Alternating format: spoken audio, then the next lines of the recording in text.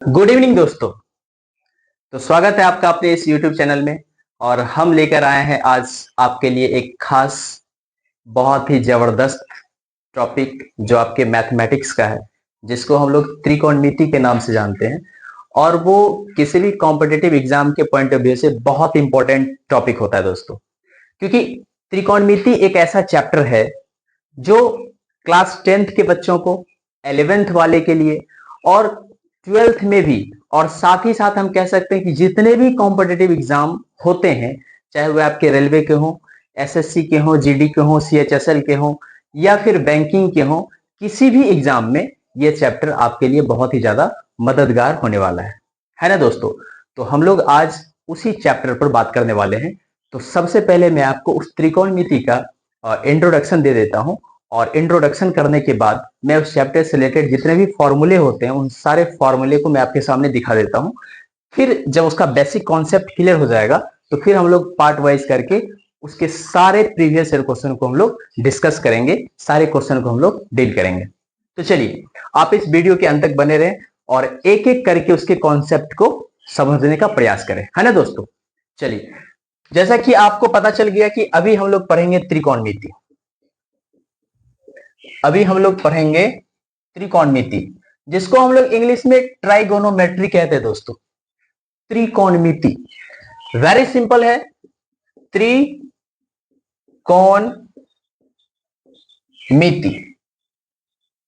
नाम से ही आपको पता चल रहा होगा। त्रि का मतलब होता है दोस्तों तीन, कौन तो समझते ही होंगे, है ना दोस्तों। मिति का मतलब होता है मापन करने वाला। तो इस चैप्टर के नाम से ही पता चल गया कि जिसमें हम लोग तीन कोण के मापन का अध्ययन करेंगे उसी को हम लोग क्या बोलेंगे, त्रिकोणमिति बोलेंगे। अब आपको एक बात पता है, जब इसमें तीन कोण हम लोग पढ़ेंगे तो तीन कोण को जानने के लिए कम से कम हम लोगों के पास तीन भुजाएं भी होनी चाहिए, क्योंकि तीन भुजा से ही त्रिभुज का निर्माण होता है। और जब तक हम लोग त्रिभुज को नहीं पढ़ेंगे, त्रिभुज की बातों को नहीं समझेंगे, तो त्रिकोणमिति को समझना थोड़ा सा टफ हो सकता है ना दोस्तों। तो त्रिकोणमिति को समझने के लिए हम लोगों को पढ़ना पड़ता है त्रिभुज। क्या पढ़ना पड़ता है दोस्तों, त्रिभुज। और अगर इस चैप्टर में त्रिभुज की बात करें तो उसमें से आता है एक त्रिभुज जिसका नाम है समकोण त्रिभुज। क्या नाम है दोस्तों, समकोण त्रिभुज। अब आप कहोगे कि समकोण क्या होता है, तो समकोण त्रिभुज का मतलब होता है दोस्तों जिस कोण का मान 90 डिग्री होता है। त्रिभुज में होता है तीन कोण। त्रिभुज में कितना कोण होता है दोस्तों, तीन कोण। तीन कोण में से जिसमें एक कोण कम से कम कितने डिग्री का होना चाहिए, 90 डिग्री का होना चाहिए, उसी को हम लोग समकोण कहते हैं। जैसे मान लीजिए समकोण का डायग्राम ऐसा होता है दोस्तों, बिल्कुल सीधा। आपको अगर समझना है तो आप ऐसे डायग्राम से समझ सकते हैं। त्रिभुज के लिए तीन भुजा चाहिए, एक दो तीन, तीन भुजा आपको दिख रहा है। तीन भुजा जब आपस में मिलता है तो तीन कोण का निर्माण होता है। एक यहां पे आप देख रहे होंगे, एक यहां पे आप देख रहे होंगे, और एक यहां पे आप देख रहे होंगे। तो जो सीधा लाइन आपको दिख रहा है बिल्कुल सीधा, वही 90 डिग्री का कोण बनाता है। कितने डिग्री का बनाता है दोस्तों, 90 डिग्री का। और यही 90 डिग्री ही तो क्या कहलाता है, समकोण कहलाता है ना दोस्तों। और ये जो आपका कोण है ये आपका 90 से छोटा, जिसको न्यून कोण कहते हैं। क्या कहते हैं दोस्तों, न्यून कोण कहते हैं। और ये जो है इसको आप मान लीजिए कोई भी एक थीटा, है ना दोस्तों, जिसको हम लोग शीर्ष कोण के नाम से जानते हैं। क्या बोलते हैं इसको, शीर्ष कोण। इसको हम लोग शीर्ष कोण कहते हैं। इसका भी बहुत बड़ा रोल प्ले होता है दोस्तों। जब आप क्वेश्चन को डील करोगे तो फिर इसमें आएगा, इसमें बहुत सारा कॉन्सेप्ट होता है, उसको भी हम लोग सीखेंगे। अब जैसे मान के चलिए त्रिभुज है, तीन भुजा हो गया, तो तीन भुजा का नाम भी तो होना चाहिए। तो क्या नाम होगा दोस्तों, एक पहला, इसको क्या बोलेंगे, पहली भुजा, इसको बोलेंगे दूसरी भुजा, इसको बोलेंगे तीसरी भुजा। ये नहीं है नाम। भुजा को पहचानने का एक नाम होता है। तो जो बिल्कुल आपको सीधा नजर आ रहा है, क्या नजर आ रहा है दोस्तों? सीधा नजर आ रहा है, उसको कहा जाता है लंब। क्या कहते हैं दोस्तों? लंब। क्या कहते हैं? लंब। लंबा है एकदम, बिल्कुल सीधा, लंबा, सीधा, सीधा खड़ा है। लंबा आदमी सीधा रहता है, बिल्कुल सीधा जो खड़ा है उसको लंब बोलेंगे। शॉर्ट में उसको हम लोग पी कहते हैं। क्या कहते हैं दोस्तों? पी कहते हैं। जो नीचे वाला है, नीचे वाला, जिसको आधार कहते हैं, क्या कहते हैं? बेस, है ना दोस्तों? नीचे वाले को कहते हैं आधार। क्या कहते हैं दोस्तों? आधार। इसको हम लोग बी से रिप्रेजेंट करते हैं। और एक आपका जो फिसलने वाला भुजा दिख रहा है, यह है स्लाइडिंग सरफेस। जैसे फिसलन पट्टी होता है ना, आप लोग देखते होंगे स्कूल वगैरह में भी फिसलन पट्टी होता है, फिसलने वाला, स्लिप करने वाला। तो जो फिसलने वाला आपको दिखे, फिसलने वाला भुजा जो होता है दोस्तों, उसी को तो कर्ण कहते हैं। उसको क्या कहते हैं दोस्तों? कर्ण। फिसलने वाला कर्ण। महाभारत में भी कर्ण था ना, तो वो भी फिसल जाता था कभी कभी, तो उसी के नाम से आप याद रखिएगा कि जो फिसलता था वही तो कर्ण है, और उसी कर्ण को हम लोग कहते हैं एच। क्या कहते हैं दोस्तों?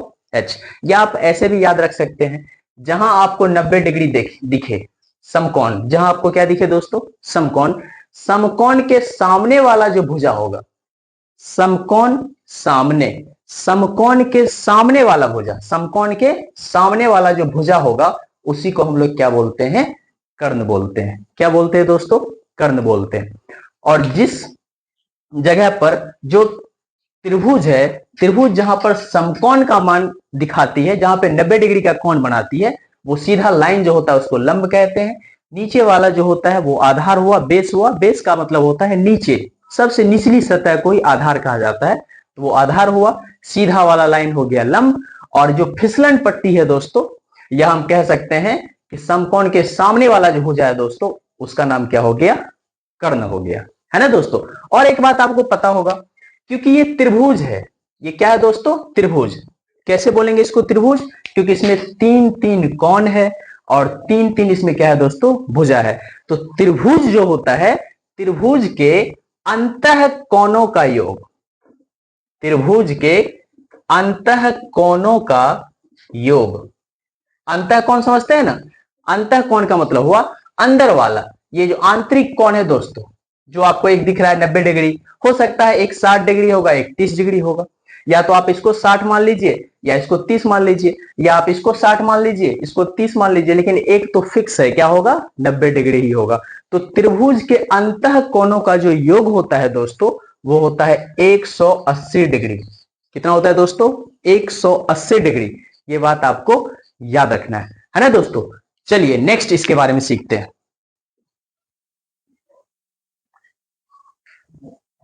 देखिए दोस्तों, तो ये है आपका समकोण त्रिभुज। यही तो आपका क्या है? समकोण त्रिभुज है ना दोस्तों? हम इसके नाम के लिए इसको मान लेते हैं ए, इसको मान लेते हैं बी, इसको मान लेते हैं सी। जो सीधा लाइन दिख रहा है लंबा, यही तो है 90 डिग्री। ये क्या है दोस्तों? 90 डिग्री। सीधा वाले को ही तो क्या कहते हैं? लंब कहते हैं। क्या कहते हैं दोस्तों? लंब कहते हैं। नीचे वाला ही तो क्या कहलाता है? आधार कहलाता है। कोण के सामने वाला भुजा क्या कहलाता है दोस्तों? उसी को तो कर्ण कहते हैं। क्या कहते हैं दोस्तों? कर्ण कहते हैं। तो एक बहुत बड़े गणितज्ञ हुए, जिनका नाम था पाइथागोरस। क्या नाम था दोस्तों? पाइथागोरस। पाइथागोरस का कहना था, क्या कहना था, कि जो पांडव थे ना, पांडव के बारे में तो हम लोग जानते हैं कि वो 5 भाई थे, है ना? लेकिन ये जो कर्ण था, यह कर्ण भी पांडव का ही वंशज था। पांडव के ही भाई थे। कौन? कर्ण, जो कि सबसे बड़े थे। क्या थे दोस्तों? सबसे बड़े थे। तो जो कर्ण होता है दोस्तों, कर्ण क्योंकि भाई में भी श्रेष्ठ था, तो यही कर्ण है यहां पे। तो वो कर्ण लंब और आधार से भी क्या है? बड़ा है। क्या है दोस्तों? लंब और आधार से कर्ण बड़ा है ना दोस्तों? कर्ण बड़ा है, लंब आधार से बड़ा है। तो पाइथागोरस का कहना है कि जो कर्ण होता है ना दोस्तों, कर्ण, कर्ण का जो स्क्वायर होता है, किसका स्क्वायर दोस्तों? कर्ण का जो स्क्वायर होता है, कर्ण का जो वर्ग होता है, वो लंब के वर्ग, ध्यान से देखिए, लंब के वर्ग और आधार के वर्ग का सम होता है। सम का मतलब होता है योग। अर्थात हम कह सकते हैं कि लंब का जो स्क्वायर होगा दोस्तों, और आधार का जो स्क्वायर होगा दोस्तों, उन दोनों के स्क्वायर को जब हम जोड़ेंगे तब जाकर के कर्ण का स्क्वायर उसके बराबर होगा। मतलब कर्ण तक पहुंचने के लिए दोनों के स्क्वायर को क्या करना पड़ेगा, आपस में जोड़ना पड़ेगा, तब कर्ण उसके लिए काम। कर्ण था भी महारथी, है ना दोस्तों, बहुत सारे योद्धाओं का अकेला सामना करता था, है कि नहीं। तो लंब के स्क्वायर प्लस आधार के स्क्वायर को ही हम लोग कहते हैं कर्ण का स्क्वायर। तो ये एक फॉर्मूला आपके सामने आया, और ऐसा फॉर्मूला बताने वाला जो गणितज्ञ था उसका नाम क्या था दोस्तों, पाइथागोरस, है ना दोस्तों। अब जैसे इसको आप एक एग्जांपल से भी समझ सकते हैं। जैसे मान लीजिए ये लंब है दोस्तों, लंब को अगर हम मान लेते हैं 3 सेंटीमीटर है, आधार को मान लेते हैं हम 4 सेंटीमीटर है, तो पूछ देगा कर्ण बताइए कितने सेंटीमीटर का होगा। तो वेरी सिंपल है, कर्ण, कर्ण को ही तो अभी हम लोग सीखे थे, क्या बोलते हैं, h। तो h का स्क्वायर बराबर हो जाएगा लंब, लंब को मान लिए 3, तो 3 का स्क्वायर प्लस आधार को मान लिए 4, 4 का स्क्वायर। इसको सॉल्व करते दोस्तों, h है, h का स्क्वायर बराबर 3 का स्क्वायर, तो 3 पर पावर 2 है, 3 पर पावर कितना है दोस्तों, 2, तो 3 गुना 3 करते हैं। जिस संख्या पर पावर जितना होता है उसी संख्या को उतना बार गुना करते हैं। तो यहां पर 3 पर पावर 2 है, तो क्या हो जाएगा दोस्तों, 3 गुना 3, तो 9, प्लस 4 पर पावर 2 है, तो क्या हो जाएगा 4 गुना 4, तो 4 गुना 4 16, तो h स्क्वायर बराबर हो जाएगा 16 और 9 कितना, 25, है ना दोस्तों। इधर स्क्वायर है, जैसे स्क्वायर को हटाएंगे तो इधर लग जाएगा रूट, तो 25 का वर्गमूल पता ही होगा सबको, तो 25 का वर्गमूल कितना होता है दोस्तों, 5, तो h का मान कितना आ गया, 5 सेंटीमीटर। तो अब आप देख सकते हैं लंब आधार से ज्यादा मान किसका आया, कर्ण का, वो भी कितना आया, 5 सेंटीमीटर, है ना दोस्तों। तो ये है पाइथागोरस थ्योरम, आप किसी पर भी अप्लाई कर सकते हैं। तो एक सूत्र यहां से सामने आ गया, h स्क्वायर बराबर क्या आ गया दोस्तों, h स्क्वायर बराबर p square plus b square आ गया ना दोस्तों। वेरी सिंपल फॉर्मूला है। आप ऐसा भी कर सकते हैं, अगर इस p को हम इधर भेज दें, p को हम बराबर के उस तरफ भेज दें, तो बच जाएगा अकेला b। तो b को हम लोग क्या कहते हैं, आधार कहते हैं। क्या कहते हैं दोस्तों, आधार कहते हैं। तो यहां से b स्क्वायर बराबर हो जाएगा, क्योंकि p तो इधर चला जाएगा, तो हो जाएगा h स्क्वायर घटाओ p स्क्वायर। तो ये आ गया आधार का सूत्र, आधार का फॉर्मूला आ गया। अगर हम कहेंगे कि b को उधर भेज देते हैं, p को अकेले छोड़ देते हैं, तो p स्क्वायर का हो जाएगा फॉर्मूला h स्क्वायर घटाओ b स्क्वायर। तो इससे साबित हो जाता है, क्या साबित हो जाता है दोस्तों, कि अगर हम एक फॉर्मूला भी याद रखें, अगर हम सिर्फ h स्क्वायर का याद रखें, तो बाकी का जो ये 2 फॉर्मूला है वो इसी से आ जाता है ना दोस्तों। तो याद कैसे रहेगा, तो फॉर्मूला याद रखना भी आसान है। कैसे, क्योंकि कर्ण जो होता है सबसे बड़ा होता है, तो कर्ण का जो वर्ग होता है वह लंब और आधार के वर्ग के योगफल के बराबर होता है। बस इतना आपको याद रखना है। अगर इतना आपको याद रहेगा तो आप आराम से क्या कर सकते हैं, पाइथागोरस थ्योरम को समझ सकते हैं, है ना दोस्तों। एक छोटा सा और एग्जांपल से मैं आपको समझाता हूं। चलिए एक नेक्स्ट एग्जांपल देखते हैं। जैसे मान लीजिए दोस्तों, यह आपका क्या है, समकोण त्रिभुज है। क्या है दोस्तों, समकोण त्रिभुज है। याद रखना है आपको, त्रिकोणमिति में समकोण त्रिभुज को ही देखा जाता है ना दोस्तों। तो समकोण बोलेंगे किसको, जिसका एक कोण 90 डिग्री का।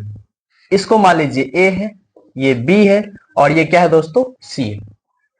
अगर हम इसको 7 सेंटीमीटर बोल देते हैं, इसको अगर हम 24 सेंटीमीटर कह देते हैं, तो पूछेगा इसका मान बताइए। तो वेरी सिंपल है, सबसे पहले तो आपको याद ये रखना है कि किसको P, किसको B और किसको H कहते हैं। तो P किसको कहते हैं, सीधा लंबा लाइन P हो गया। B आधार होता है, जो हमेशा कहां होता है दोस्तों, नीचे होता है। कहां होता है, नीचे, है ना दोस्तों।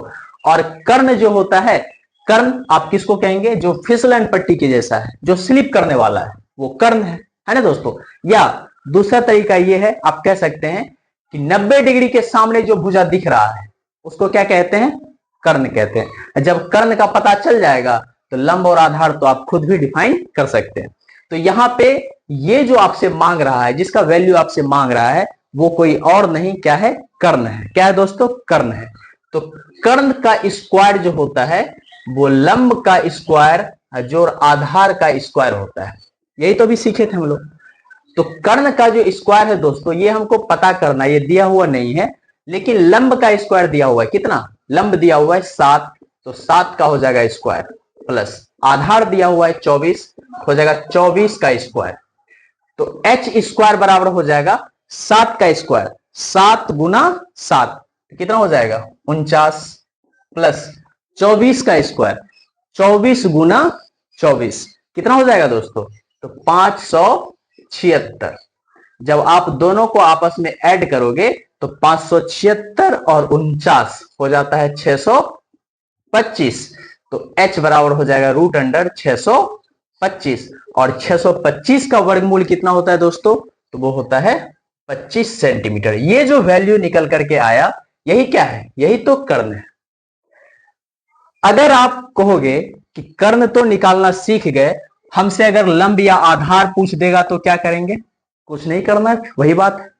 अगर आपसे आधार पूछ देगा तो आधार वाला फॉर्मूला लगाएंगे, H square minus P square. अब जितना एच का वैल्यू रहेगा उसका स्क्वायर करेंगे, माइनस करेंगे पी का जो वैल्यू दिया हुआ है, पी का स्क्वायर करेंगे, आपस में घटा देंगे, जो आएगा उसका वर्गमूल देख लेंगे, वो आंसर हो गया। अगर कर्ण पूछेगा तो क्या करेंगे, दोनों के वैल्यू को जोड़ेंगे। लेकिन लंब या आधार पूछेगा तो कर्ण में से लंब या आधार को घटा देंगे, उसका जो वर्गमूल होगा वो उसका क्या हो जाएगा, वैल्यू हो जाएगा, है ना दोस्तों। तो ये है, हम कह सकते हैं कि पाइथागोरस का थ्योरम, ये पाइथागोरस का थ्योरम है। लेकिन त्रिकोणमिति में सिर्फ पाइथागोरस थ्योरम तो काम करने वाला है नहीं, इसमें और भी चीज हम लोगों को सीखना है। क्या सीखना है, जो त्रिकोणमिति का आइडेंटिटीज होता है, जो उसका व्युत्पत्ति होता है, वो चीज हम लोगों को सीखना है। और वो जब तक नहीं समझेंगे तो त्रिकोणमिति के बेसिक कॉन्सेप्ट को हम नहीं समझ पाएंगे। तो त्रिकोणमिति का आइडेंटिटीज कितना होता है दोस्तों, तो वो 6 आइडेंटिटीज होता है, आपको याद रखना है कितना होता है, 6। कौन कौन, तो मैं आपके सामने लाकर दिखाता हूं। तो चलिए दोस्तों, त्रिकोणमिति व्युत्पत्ति जो होता है वो कौन कौन सा होता है। सबसे पहले त्रिकोणमिति की अगर बात की जाए तो त्रिकोणमिति में एक त्रिभुज लेके आते हैं जिसका नाम क्या है दोस्तों, समकोण त्रिभुज। जिसका क्या नाम है दोस्तों, समकोण त्रिभुज। तो समकोण त्रिभुज में एक कोण कितने डिग्री का होता है दोस्तों, 90 डिग्री का होता है। एक हो गया ए, ये हो गया बी और ये हो गया सी। इसको कहा जाता है दोस्तों लंब, इसको कहा जाता है दोस्तों आधार, और इसको क्या कहा जाता है दोस्तों, कर्ण। तो त्रिकोणमिति की जो व्युत्पत्तियां होती हैं वो होती क्या है, एक बात और आपको याद रखना है, जो कोण होता है दोस्तों, कोण को थीटा से रिप्रेजेंट किया जाता है, याद रखना है। कोण जो होता है दोस्तों, कोण को थीटा लिखा जाता है। क्या लिखा जाता है दोस्तों, थीटा। कोण को किससे रिप्रेजेंट कर सकते हैं, थीटा से। अदरवाइज आप ए बी सी से भी कर सकते हैं, कोई दिक्कत नहीं है, लेकिन जनरली थीटा लिखा हो रहता है। जैसे मान लीजिए अगर व्युत्पत्तियां की बात करें तो हम आपको बताएं त्रिकोणमिति में 6 व्युत्पत्तियां होता है। कौन कौन होता है दोस्तों, तो सबसे पहला होता है साइन, दूसरा होता है कॉस, तीसरा होता है टेन, चौथा होता है कॉसेक, पांचवा होता है सेक, और छठा होता है कॉट। क्योंकि कोण की बात करेंगे दोस्तों तो कोण में थीटा लिखते जाएंगे, तो साइन के साथ थीटा लगा दीजिए, कॉस के साथ थीटा लगा दीजिए, टेन के साथ थीटा, फिर यहां भी थीटा, यहां थीटा, यहां थीटा, है ना दोस्तों, ये थीटा लगा दिए। तो इसको क्या पढ़ेंगे, इसको बोलेंगे साइन थीटा, इसको क्या पढ़ेंगे कॉस थीटा, इसको क्या पढ़ेंगे टेन थीटा, इसको क्या पढ़ेंगे कॉसेक थीटा, इसको क्या पढ़ेंगे सेक थीटा, और इसको क्या पढ़ेंगे कॉट थीटा। तो साइन थीटा जो होता है दोस्तों, साइन थीटा वो होता है लंब बटा कर्ण। साइन थीटा बराबर क्या होता है दोस्तों, लंब, लंब को बोलते हैं पी बटा कर्ण को बोलते हैं एच। तो साइन थीटा बराबर होता है पी बटा एच, है ना दोस्तों। कॉस थीटा जो होता है दोस्तों वो होता है दोस्तों आधार बटा कर्ण। कॉस थीटा ये आधार, आधार बटा कर्ण, ये हो गया कॉस थीटा। और टेन थीटा जो होता है दोस्तों वो होता है लंब बटा आधार। लंब बटा आधार को बोलते हैं टेन थीटा। ये तीन अगर आपको याद है, ये तीन अगर आपको याद है तो बाकी का तीन खुद याद हो जाएगा। कैसे? साइन का उल्टा होता है कॉसेक। साइन का उल्टा क्या होता है दोस्तों? कॉसेक। कॉस का उल्टा होता है सेक। टेन का उल्टा होता है कॉट। तो साइन का उल्टा जब कॉसेक होता है तो साइन का फॉर्मूला P बटा H है, तो इसका उल्टा क्या हो जाएगा? H बटा P, है ना दोस्तों। ठीक इसी तरह इसका उल्टा क्या हो जाएगा? H बटा B। ठीक इसी तरह इसका उल्टा क्या हो जाएगा? B बटा P। बस वेरी सिंपल, यही तो इसकी व्युत्पत्तियां हैं। आप याद कैसे करोगे? तो साइन कॉस टेन, ये तीन आपको याद रखना है। जैसे आप ये तीन याद रखोगे, तीन ऑटोमेटिक याद हो जाएगा। साइन थीटा बराबर होता है P बटा H, कॉस थीटा बराबर होता है B बटा H, टेन थीटा बराबर होता है P बटा B। तो साइन का उल्टा है कॉसेक, कॉस का उल्टा होता है सेक, टेन का उल्टा होता है कॉट। तो इसका जो फॉर्मूला है उसके फॉर्मूला को पलट दीजिए, वो दूसरे का हो जाएगा, है ना दोस्तों। याद कैसे करना है? P D P, Pandit Badri Prasad. क्या तरीका है दोस्तों? पंडित बद्री प्रसाद बटा हरी हरी बोल। बटे में क्या है दोस्तों? हरी हरी बोल। तो इसका जस्ट उल्टा वहां पे हो जाएगा। क्या हो जाएगा? हरी हरी बोल। पहले क्या बोलना है? हरी हरी बोल। हरी हरी बोलेगा, हरी हरी बुलवाता कौन है? पंडित बुलवाता है ना। कहां बुलवाता है? बद्री स्थान में बुलवाता है। तब आपको क्या मिलेगा? प्रसाद। तब आपको क्या मिलेगा? प्रसाद। हरी हरी बोल, पहले हरी हरी बोलना है। कौन बुलवा रहा है? पंडित। कहां पे बुलवा रहा है? बद्री स्थान में, है ना दोस्तों।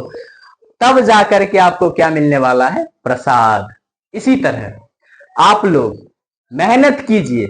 मेहनत कौन करवा रहा है? शिक्षक। कहां करवा रहा है? यूट्यूब के माध्यम से। तब आपको क्या लगने वाला है? जॉब, है ना दोस्तों। तो इस तरह से आप लोगों को मेहनत करना है। विद्यार्थी जीवन में ना दोस्तों, मन की बहुत बड़ी भूमिका होती है। जिन्होंने अपने मन पर विजय प्राप्त कर लिया, जो अपने मन को अपने अनुसार ढालता है, वह विद्यार्थी जीवन में बहुत कम समय में सफल हो जाता है।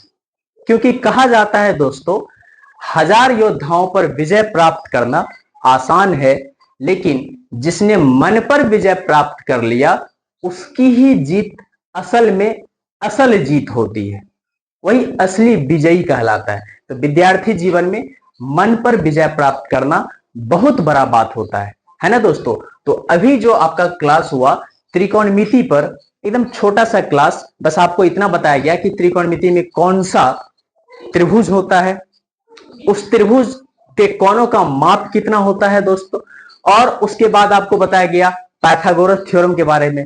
तीन भुजा होता है, तीन भुजा का नाम क्या है, और उससे रिलेटेड आपका जो फॉर्मूला होता है वो बताया गया है।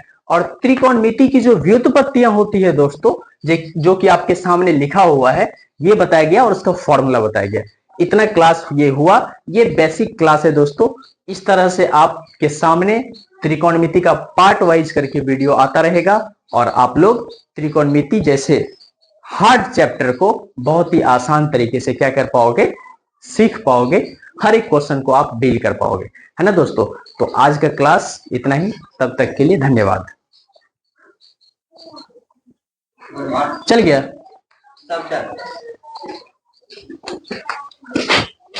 खोल, आ गया सब रे, सब आ गया है। तब तक के लिए धन्यवाद।